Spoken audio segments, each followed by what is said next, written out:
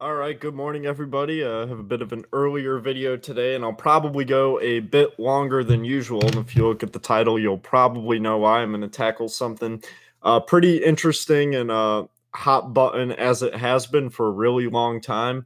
Now, I'll get to that in a couple of minutes as we'll certainly touch that. But of course, a big night in the NBA last night, and that's kind of what will bring us into that. The playoff race certainly impacted as we have less than a week remaining in the NBA season. A few big games that went on. The Indiana Pacers sweep the Golden State Warriors this year. They blew them out by 20 in Indiana. Steve Kerr very upset with the outcome of that game. Kevin Durant had 27 in the loss. The Rockets edged out the Blazers 96-94. Not a score you usually see with a game that involves the Houston Rockets. They were held to just 12 points in the fourth, but they end up edging out the win there. The Brooklyn Nets beat the Milwaukee Bucks 119-111. The Jazz blew out the Clippers 117-95 in a game that will likely take the Clippers out of the playoff race. And a huge game in Denver between the Timberwolves and the Nuggets. It was Denver who came out on top 196. So a brief look at how that impacts the standings in the East. If the season ended today, your first round matchups would be the Raptors and the Bucks, a rematch of last year, the Celtics and the Wizards, a second round rematch of last year, the Cavaliers and the Heat, and the 76ers and the Pacers. In the West, it would be the Rockets and the Timberwolves. Minnesota still has the tiebreaker with Denver, but they are tied in the standings. So, as I've alluded to a couple of times, it'd be really bad if Minnesota cannot make their way to the playoffs this year. And that is all of a sudden a very real possibility. But the matchups right now would be Rockets, Timberwolves, Warriors, Pelicans, Trailblazers, Thunder, Jazz, Spurs, and all of a sudden Utah in that 4 seed in the West with a game of insurance. But there was one game last night that was attracted a lot of attention because of the outcome of it, and it was the Wizards and the Cavaliers. Tyronn Lue back on the sidelines. This is a big game, potential first-round matchup. Wizards potentially getting that 6 seed. Cavs looking to hang on to the 3 seed. And this was just one of those games. Cleveland was down 17 points in the fourth quarter. They end up winning the game 119-115. John Wall, 28 points, 14 assists to go, 4 boards and 3 steals in that matchup. And then for Cleveland, LeBron James back at it again, 33 points, 9 rebounds, 14 assists, 12 field goals on 20 shots, once again by a significant margin. The best player on the floor, and led the Cavs to another victory. And this is just another one of those games where LeBron James took over in the closing minutes. And it kind of makes you think, so I just turned 22 this past week, and kind of makes me think about, the amount of time in my life that I've spent watching basketball. And I didn't really get into basketball until 2007, 2008, around that period of time. I was kind of raised on baseball first. And LeBron James has been playing longer than that. He's been in the league since 2003 and has been an MVP candidate since his second season in the league in 04-05. Finished second in MVP voting in 2005-2006. And now, it's April 2018. He's about to go to another postseason, try and make it back to the NBA Finals again for the 8th time in a row, the 9th time total. And it's starting, which seems more likely, by the way, now since Kyrie Irving will not return this season. It once again brings up this debate. And this is a debate that I remember people having in middle school when it was a lot less of a question because of how young LeBron was at the time. And that the debate was simply centered around raw talent, especially because LeBron James was in his early to mid-20s and didn't have enough under his belt to really put up a resume that can match up with somebody else. But now it's his 15th year of his career. He's played more minutes in more games than this man. And I think we all know who we're talking about at this point. And this has been such a contentious debate. Not just in sports, but in general. It's one of those things that kind of everybody has an opinion on.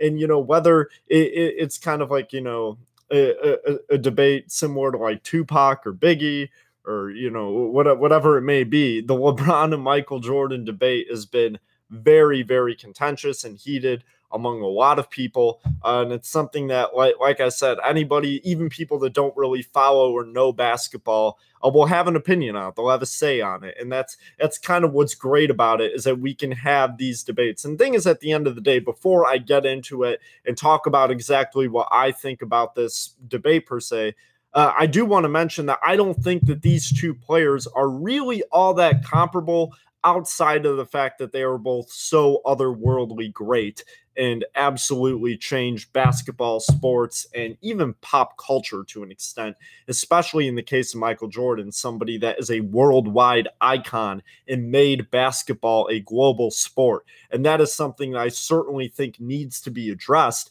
when talking about it, because comparing these two players is not just comparing them as players. It becomes so much more of a comparison because of their impact, that they are both kind of these larger than life figures, people that have made such a drastic impact on the sport and on, on their fans and worldwide, and getting people to be engaged in it. And I think when you say the names Michael Jordan and LeBron James, they resonate to a very high degree, not just in the United States or North America, but across the world.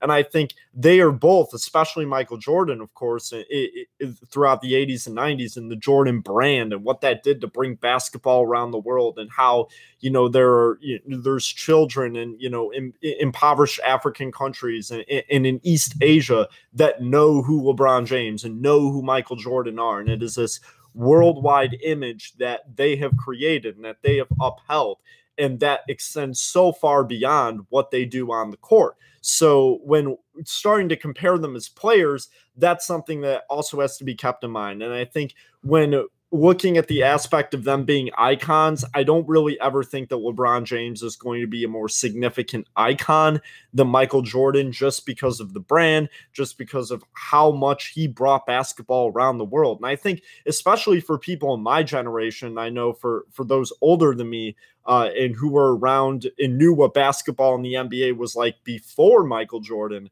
I think that they would all that this would really resonate with them. But I think it's something for me personally, and for a lot of people my age, tough to understand, is that basketball was really not big before Michael Jordan, that it was a significant sport in the country and certainly had a following, but it was not this global phenomenon that is everywhere now. There were not players from around the world in the NBA, and that college basketball was bigger at the time. But then when Michael Jordan came into the league, and even before he had the fanfare, the 6 rings, the MVPs, before all that, when in the 1980s, when he was playing on a Chicago Bulls team that was not great and just putting up insane numbers every night. And I think when you start to dig into those numbers, that is where, if we're talking about pure scoring, this is a guy that averaged 30.1 points a game for his career.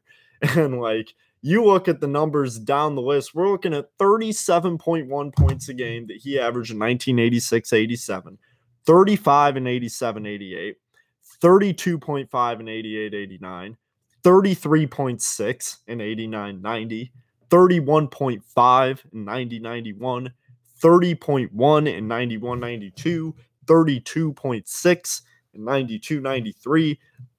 Just mind-boggling. He led the league 7 straight years in scoring there, and 4 of those were before he ever won a title.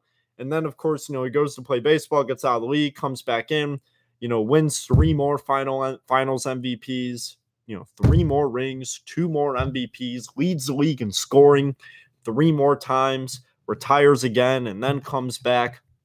And if you just look at the honors that he has achieved throughout his career, I mean, a 14-time All-Star, a 3-time Steals champion, 11-time All-NBA, All-Rookie his rookie year, was Rookie of the Year, was Defensive Player of the Year in 87-88, won 5 MVPs, 10 scoring titles, 6 rings, 9-time All-Defensive, 3-time All-Star MVP, 6-time Finals MVP.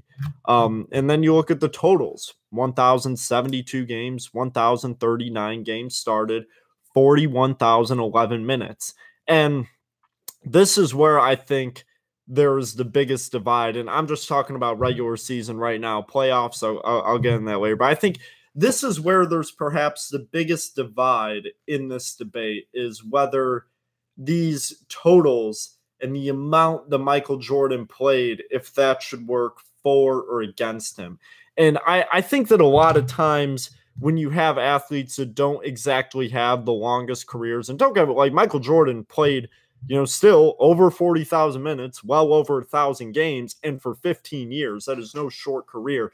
But I think when you stack that up against some of his contemporaries and guys that are looked at to be at that level when talking about all-time greats, and besides LeBron James, more in the context of like Kareem Abdul-Jabbar, or looking at Kobe Bryant, or even Shaquille O'Neal, or some of the other guys that are tossed into the top 10, Bill Russell being an exception, that had longer careers and perhaps kept up that play for such a long time. But I think when Michael Jordan returned in 2001 and played for the Wizards, I think he very much so proved that despite being 38, 39 years old, that nothing had really changed in that regard. He still averaged 23 points a game, essentially 22.9 his first year back, and then 20 flat in his final year. So, and he played 82 games this final year too. So I don't think there's any doubt that Michael Jordan was still dominant and could be at any time. But, at the end of the day, you look at it and you're like, well, he played a very small part of the season, 94, 95, didn't play it all the year before. It's when the Rockets won their 2 rings, and then he retired again for 3 years after that. So then regular season wise, on the surface, let's just look at what LeBron James has. And I think it's very, very important to also acknowledge that LeBron James has put in, as far as his totals go, was put in a very favorable position just because he was in the prep to pro era, did not go to college. And what I think the craziest thing when you're looking at like the backstory of LeBron James and like what exactly made him, it's crazy because he was a household name when he was in high school. I mean, this is somebody that was on the Sports Illustrated cover as a junior in high school and was the chosen one. That's one of his nicknames that he was given very early on, and was looked at by so many people to be the heir to Michael Jordan. And it's just crazy because I think when we look at sports in general, and look at like the players that are really hyped coming up, and I think in my lifetime, especially recently, there's a few that come to mind. I'm obviously a big baseball person, and I think the amount of hype that Bryce Harper and Steven Strasburg and Chris Bryant received on their way up, Mike Trout as well, albeit to a lesser extent, his hype just more so escalated once he became a star at the big league level. It's really crazy because LeBron James just had this hype that was so otherworldly. And while I am not old enough to really remember what that was like when he was in high school, going up to get drafted, I was 6, 7 years old and not into basketball. So it's not something I really recall. But it was astronomical. It was crazy to think that amount of pressure and that amount of attention could be pinned on a kid in high school, on a kid that was 16 years old, on a kid that probably didn't have a driver's license yet. And he has people telling him that he could be the greatest player to ever play and that he's the next one, that people in the National Basketball Association are waiting for him. And I think that's crazy when it's like, put yourself in that position. Imagine you being 16 and like you are this generationally great athlete who is drawing national and to an extent worldwide attention while you're in high school, while, you're going to class every day and, you have a lot of things to do and, you're still living in, under control of your parents. Like these are all things that a 16-year-old deals with. And, while he was living that high school life, it was anything but typical when all of that attention was put on him. And I think it's really crazy to think about the mental fortitude that somebody like him would need. And has, because he does have potentially the highest degree of mental fortitude that you could ever have, because it just makes it so hard to comprehend that somebody that, really didn't grow up with a whole lot and, goes to high school, ends up going to this, private school where he's there to play basketball and right away is looked at as, this game changer.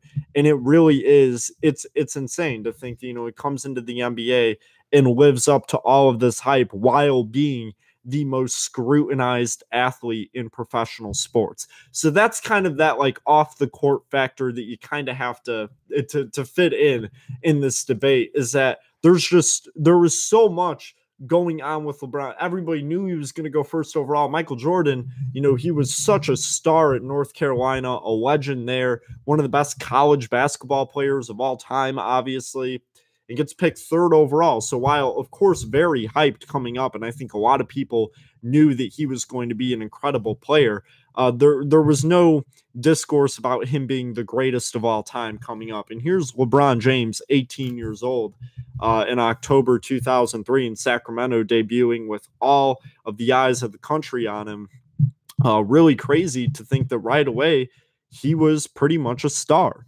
And while he wasn't an all-star his first year, he still averaged 21 points a game, 5.5 rebounds, 5.9 assists, 1.6 steals.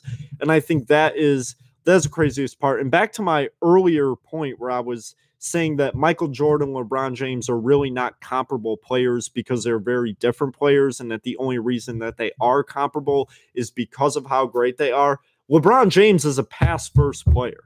Like, I really do think that if LeBron came into the league and every game that he played made it his intention to take all the shots and score, that his scoring production would be pretty similar, if not maybe even higher than Michael Jordan's. I think that LeBron James has such a versatile offensive skill set as far as being able to score, one of the most versatile of all time, up there with Michael Jordan. And I think Kevin Durant certainly has a huge stake in that conversation if we're talking about all-time players in their offensive arsenals or skill sets, how they're able to score and how efficiently they're able to do it. I think in that aspect, Kevin Durant has a real argument to be one of the all-time greats. But with LeBron James, this is somebody that is averaging 7.2 assists per game for his career and 9.2 this year.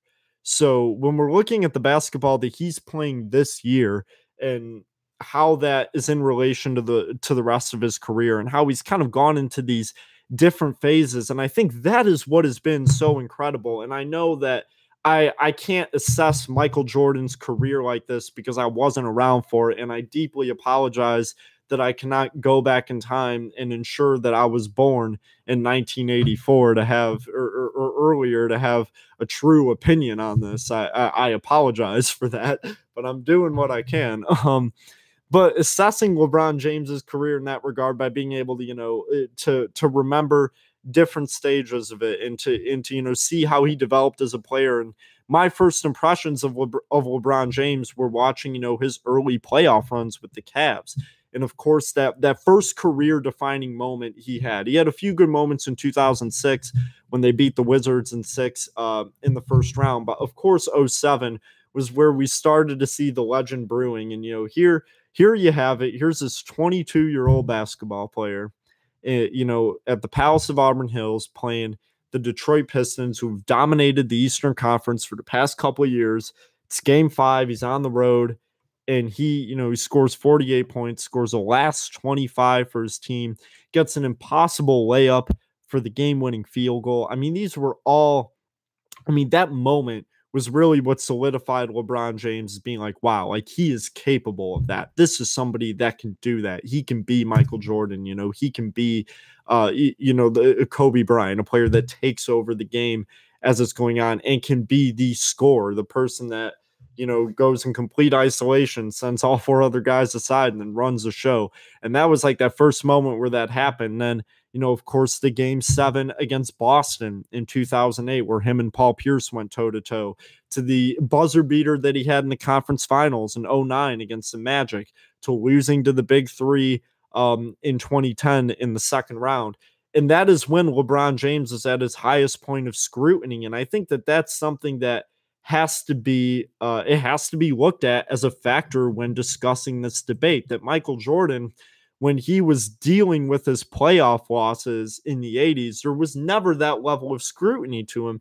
And it's not as if those Bulls teams were worse than the Cavaliers teams that LeBron James was dealing with. It was just like, wow, we are watching a star and he's just not making it all the way through. And I think the way that Jordan's career was being assessed during that period of time is much more closely akin to how Kevin Durant's career was assessed by fans in the media when he was dealing with playoff losses with Oklahoma City. There was never that level of scrutiny towards Kevin Durant when he, whether it was his fault or not at different situations when the Thunder were not making it all the way through despite the team that they had. And of course, once Jordan became the star and won, the rings in 91, 92, 93, that really set the tone and the difference. But I think, and I'm not saying that this makes it harder by any means, and of course, a part of this debate is comparing the opponents and in the era, in the time frame. I think it's really, really important to assess the factor of LeBron James having that insane scrutiny. And of course, the scrutiny of the decision. I mean, he was already kind of the villain in Cleveland because of how good he was. And I think whenever you have a star like that, they're going to be hated by a lot of people. And I think me in 7th and 8th grade being a Celtics fan, I was like, yeah, I mean, I hate LeBron James. Like, he was an obstacle for my team and it's easy to hate what's good. And I think, the decision happens and then he really becomes like the nationwide villain. Like if you're watching basketball, you're rooting against LeBron James and the Heat, like this super team. And then it was like Jordan never had that. And I think now I've reached that point in the discussion where we have to bring up the LeBron going to Miami. Jordan never went anywhere. That's like, let's first just end that comparison right now. I think that's ridiculous. And because Michael Jordan by his side had one of the top 50 players of all time in Scottie Pippen. And then for the second run had Dennis Rodman and had so many other great players on this team. The all-time leader in three-point field goal percentage in Steve Kerr, one of the greatest coaches of all time in Phil Jackson. I mean, these were all big components of those Chicago Bulls teams. And that's, once again, I'm not at all trying to take away any of those accomplishments that Michael Jordan, those Bulls teams had. I just think it's worth noting that at the end of the day, if you're looking at like LeBron, Dwayne Wade, and Chris Bosh, how different is that from Michael Jordan, Scottie Pippen, and Dennis Rodman? Well, it really isn't. And I think you could make an argument that the Bulls' big three was better. And I think also a big part of it is, looking at the careers of Dwayne Wade and Chris Bosh, who are both probably, Dwayne Wade and Chris Bosh, I believe, are both Hall of Famers. They were stars for their own team, and Dwayne Wade had even won a ring as the star and had one of the most dominant finals in my lifetime. But I just don't think that that's something that you can really say that LeBron was, throwing that away, was losing his credibility for not winning one in Cleveland. When I think if you look at the situation, he wasn't going to win in Cleveland. I think he did everything that he could possibly do. And I think that that's another fundamental difference between LeBron James and Michael Jordan when looking at this debate is the fact of the matter that LeBron James, outside of, when he was with the Heat, and really only for 2 of those 4 seasons that he was with the Heat, by the time LeBron James makes it to the finals, he's not on the better team. And I think that has a lot to say with just how the NBA is structured today, that this kind of like super team format is not, it happened before the Miami Heat throughout the 2. I don't think that the big 3 of the Celtics got any of that scrutiny that the Miami Heat did, even though the talent differential between the Heat big 3 and the Celtics big 3 were, really not that different. Paul Pierce, Kevin Garnett, Ray Allen, 3 Hall of Famers, arguably, I wouldn't say a better big 3, but arguably on par during the prime with LeBron James, Dwayne Wade, and Chris Bosh. So there was no scrutiny for the Celtics for trading away, infinite amounts of players and signing big deals and building on the one star that they had there. That type of scrutiny was not there with the Miami Heat.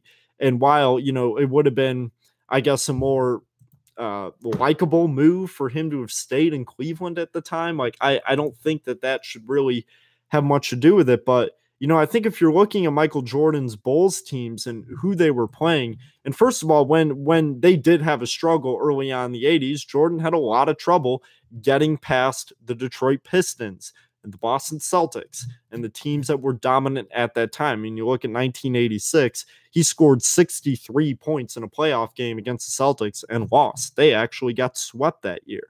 So then, you go to 1987, and that was a 3-game sweep to the Celtics. And it was to no fault of Michael Jordan. 35, 42, 30 points, the last of which were the double-double. So I think when we're looking at like LeBron's playoff failures per se, and has LeBron had a few playoff duds? Absolutely. There's the infamous Game 4 of the finals in 2011 against the Mavericks. And I think if we're looking at his postseason performances, 2011 is really the only blemish I have on LeBron James's legacy. I mean, he objectively did not perform as well as he could have in that finals.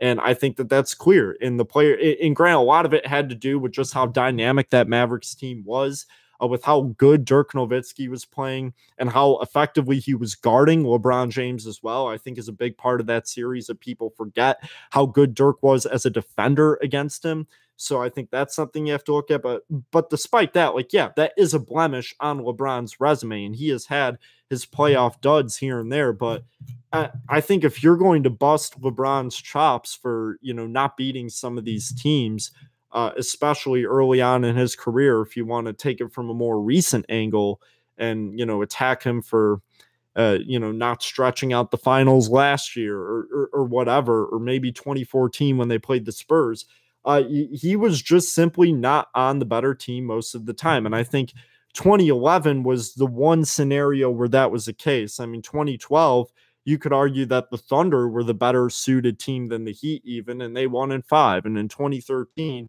which is arguably the best iteration of those Heat teams, they won a very, very contentious series with a team that was almost as good in the Spurs. And then the next year when the Spurs were better and had Kawhi Leonard playing at essentially an MVP level because he had another year of experience under his belt, the Heat ended up losing in 5, and the Spurs were objectively the better team.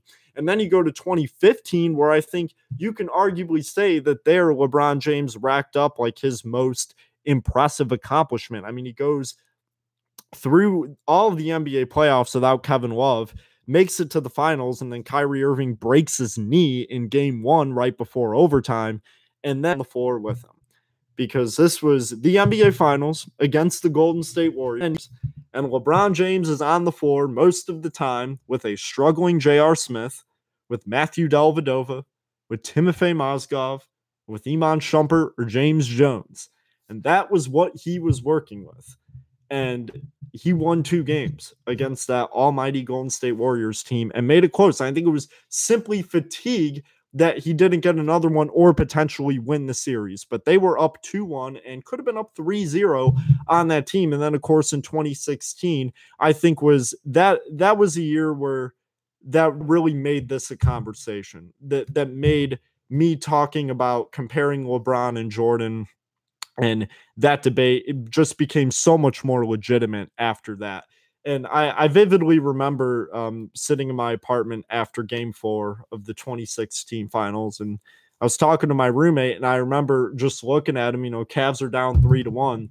I look at him and I say, could you imagine, just picture it in your mind, that LeBron James and the Cavaliers win the next 3 games. They bring a title back to Cleveland. LeBron wins one on his own, even though LeBron, Kyrie, and K-Love, not too different than LeBron, D-Wade, and Chris Bosh. Another point that I think has to be brought up, but it was in Cleveland. Bringing a title back home to his hometown, becoming the first team ever to come back from a 3-1 deficit in the NBA Finals. I just say, could you imagine? That would be crazy. And I at the time, I was thinking, wow, if that happens, then this has got to be more of a debate. And then it happened. Him and Kyrie dropped 41 in Game 5. LeBron scores 41 again in Game 6, and then has a 27-point triple-double in Game 7. And they beat the 73-win Warriors, the best team of all time in the regular season. And that's an accomplishment that I just don't think is paralleled by anything. And once again, I'm not at all trying to demean Michael Jordan's playoff success, but I think if you look at the teams that he encountered in the playoffs, and he did encounter, especially in the late 90s. Those two Utah Jazz teams that he played were extremely, extremely legitimate.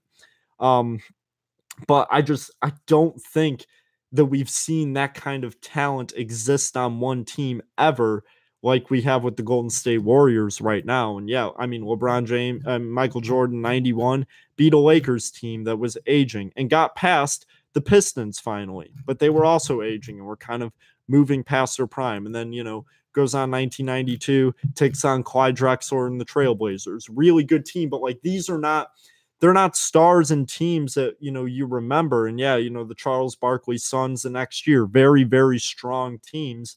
But I just think when you rack that up against LeBron James and who he's defeated and who he's played, from the three different iterations of the Spurs, who have generationally been one of the most incredible dynasties in professional sports history. I call it a dynasty because they're about to make the playoffs again.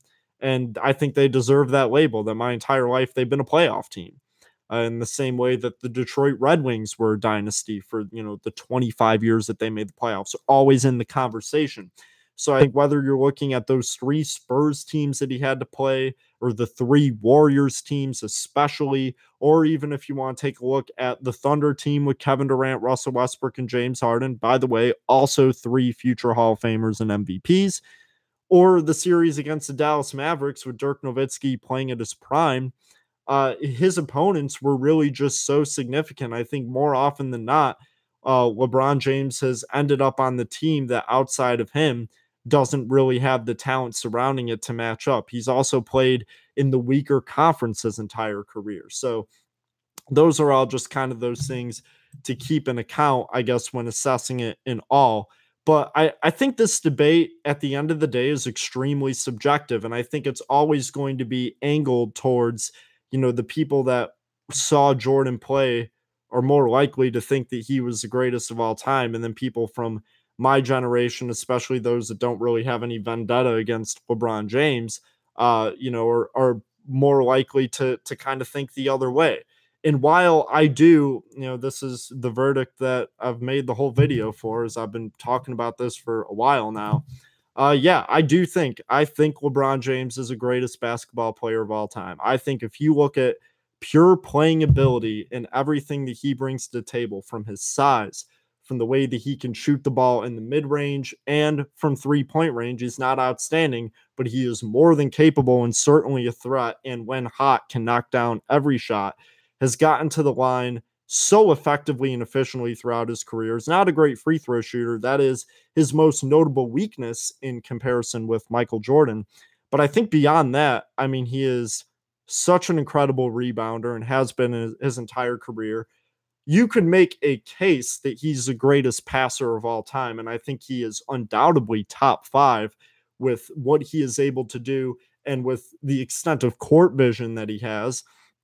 And I think especially beyond that, he is always the best player on the floor every night. I think Michael Jordan was more dominant.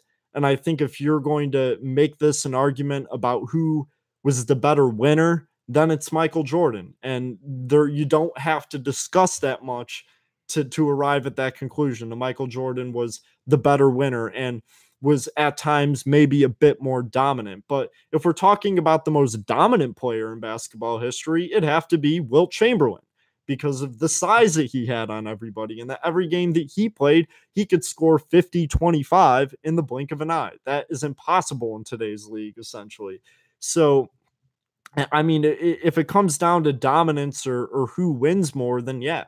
But if it's really about who wins more, then I think Bill Russell should be the greatest player of all time then. So I think that there has to be some sort of line you draw when regarding what you're going to assess about a player when comparing them, because right off the bat, like, for example, if I'm going to look at these numbers, I'm not going to knock Jordan excessively for having lower rebound and assist numbers. They're not even that drastically lower. He's still averaged 6.2 rebounds and 5.3 assists a game. But I think a better example is I'm not going to knock Jordan for being a subpar three-point shooter, because it wasn't part of the game when Jordan was playing. He shot threes when he needed to, but that was kind of the basis that everybody shot threes on. It was just not integrated into the offense of really that many teams. And outside of your Reggie Millers and Ray Allens, nobody was shooting threes. And or especially not nearly at the clip that you see today. And when LeBron James came into the league,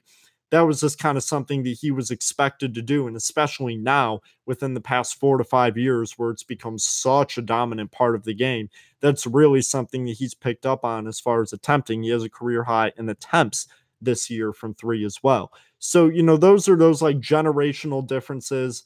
And the fact that in the same way that I'm not going to knock LeBron James for having lower points per game totals, because he's always been somebody that is looking to make a pass before he makes a shot. So those are the aspects in which I think that they're not comparable players. I think that if you want to compare an all-time great to Michael Jordan and have stats and numbers that match up more eye to eye and make more sense, I think Kobe Bryant is a better comparison, considering he played the same position and played with the same mentality a lot, was a very capable rebounder and passer and an outstanding defender, but was also somebody that was looking to take all the shots and was a dominant scorer, whereas LeBron James is, more so about passing. And while he can be that dominant scorer and has been and is the seventh leading scorer of all time, he's not that same kind of player. And saying that and thinking about that is what makes me lean towards LeBron James if we're talking about who is a better player. It's because I have no doubt in my mind that if it was the offensive system that he was in, and we've seen it many times, especially very early on in his career, and it flashes this season as well, where LeBron James takes over a game and seems like he's the only man in the gym. But that's just not really ever the system that he played under. But if you look at Michael Jordan and Kobe Bryant, I mean, that was a system that Michael Jordan had to play under in the 80s on Bulls teams that needed him to drop 30 to 35 every night for them to have a shot. And it's kind of that same situation, that those numbers are so impressive, but that there is a reason for that. Like, there's a reason that Russell Westbrook was able to average a triple-double last year. It's because he didn't have Kevin Durant. He was the guy. He had to make every move. And he's coming close this year, but still, he's kind of evolved the offense this year more into where he's assembling off-ball shooters and taking control of the offense. But the reason why he was able to get a triple-double every night is kind of because he had to. And I think if you look at the mid-2000s Lakers teams in between the Shaq and Pau Gasol eras that were not good, and that's when Kobe Bryant was averaging his highest in points per game, they needed him to do that every night. So I think that that's another factor that you have to take into account. And Michael Jordan just simply had a lot more of his career where that was expected and needed of him. And I think when you look at on top of what LeBron has been capable of scoring wise, Jordan averages 30.1 a game for his career, and LeBron's at 27.2. It's that on top of how great of a scorer he is, he's one of the greatest passers of all time. He's, at least in his prime, was a top 5 defender in basketball and is still a very, very good defender. Kind of patented the chase down block as well, is a great rebounder, is somebody that has outstanding durability. And I think now, especially with how long he's played and with the age that he's at and that he figures to continue playing, I think that he's the greatest of all time right now, because he's already played significantly more games than Michael Jordan, and he's played more minutes. And I think that there's a part of the argument could be like, well, Michael Jordan still has more points than him. He still has, more field goals. And, that kind of alludes to my previous point of them just fundamentally being different players. But I also think that it gets to a point to where if you're playing this long and you're still playing at this level, and it's not just like LeBron James is an all-star, or he's just, he's playing really good basketball. It's not like that. It's not like he's just maintaining his career and padding his career stat sheets at this point. He is firmly cementing his legacy in his 15th year in the league. The same amount of years that Michael Jordan played. This is number 15. And he is playing the best basketball of his career. And that, to me, is what is so wild, is that LeBron James never retired. He never went away from the game. He was constantly there. constantly dealing with the scrutiny and the most insane pressure and the hype that no athlete in American professional sports has ever had before. And he's lived up to every single bit of it. And to me, that is what is the the craziest part about LeBron James and his career is that it really is poetic in a way. And I'm somebody who's a fan of a team that he has screwed over pretty much more than everybody else. But yet every time I watch him play, I'm simply in awe. And I know that that is how people describe Michael Jordan. And while we, I will all have differing opinions, but I think one thing at the end of the day is that it is subjective, and it's a 1A, 1B kind of deal between these two players, because it's just so hard to compare the differing levels of greatness and what each of them were able to bring. But I think both of them contribute that same wow factor to the table. Like, wow, there's nobody else that can do that. There's nobody else that has done that. And there's probably nobody else that will do that. And for different ways, they both cemented themselves as this incredible legends in the NBA. And, I didn't even talk about it that much in this video, but I think the fact that they were, especially in their prime, some of the best defenders in basketball. I mean, LeBron James himself is 6-time all defensive. And while he never won a defensive player of the year award, I think especially when you see the playoffs kick in and when he's really, going full stamina, you could see the kind of defensive prowess and ability that LeBron James has. And, I don't need to say anymore. The signature moment of his career to this point has been a defensive play, the chase down block at Oracle Arena. So I really think that it's such a tough comparison to make, but at the end of the day, it's just kind of something you have to appreciate. You have to appreciate that, from era to era, and as the game is transformed and changed, from the era of the past into the era of now and moving to the future, there have been these transformative, freakish athletes who have just done everything they can on and off the court to be a symbol and an ambassador for the game. But on top of that, when they are playing, do things that we've never seen before and change our perception of the sport and, the culture surrounding it. And that to me is what is really, really incredible, is that both of those players have really done that. And I think for Michael Jordan, it even speaks more volumes to the impact that he had on all of this, because I only kind of remember watching him on TV. It was something that was so long ago. 2003 was his last season. So, for him to still have that impact and that following among people my age and, people that are younger that still are watching Michael Jordan highlights and wearing his shoes, and that'll happen forever.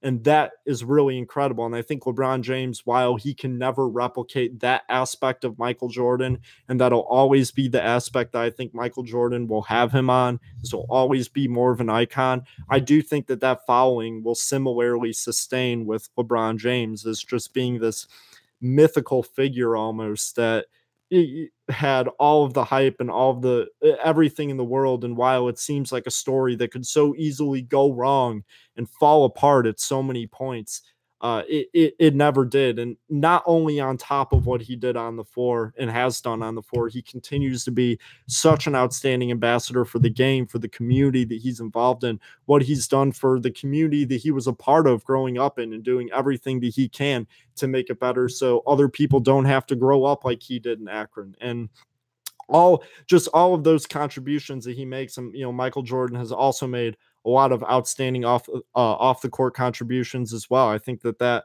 is also part of recognizing their greatness, their dedication, and their appreciation for what they do as athletes and what they essentially dedicated their lives to.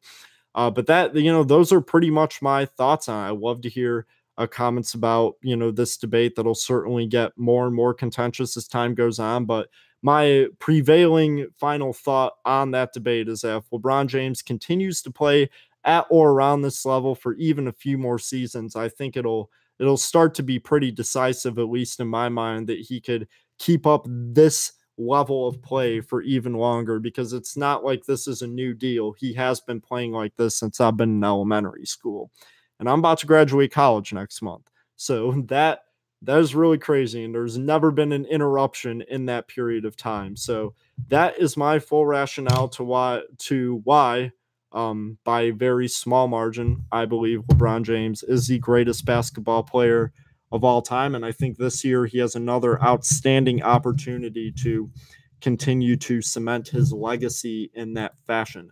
As far as other things going on, I'll briefly talk about baseball and the first week that we've had since I've obviously gone at length about this topic, but we're heading into the second weekend of the MLB season already. Had some good games yesterday. Chicago White Sox, really rough. They were up 4 runs heading into the 8th, 3 runs into the 9th, and their home opener covered in snow. They lose 9-7 in 10 innings. Tigers, obviously, not a whole lot of expectations this year, but a nice win for them to have moving forward.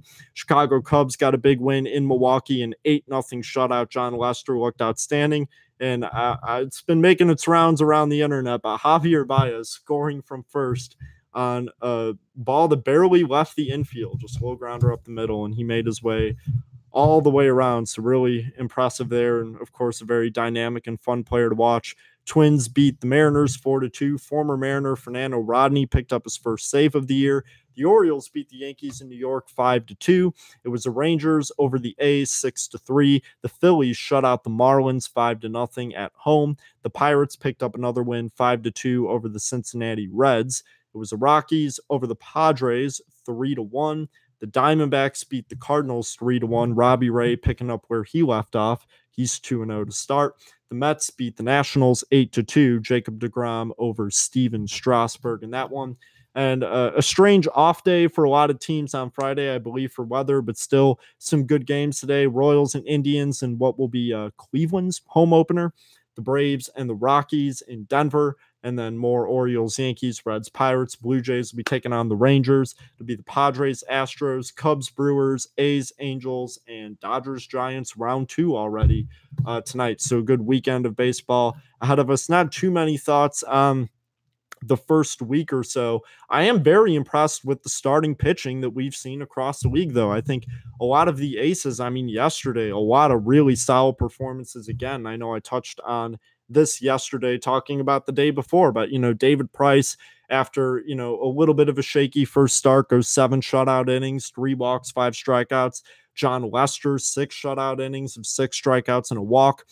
Nick Pivetta, 5 2/3 of shutout ball, went 9 strikeouts, no walks.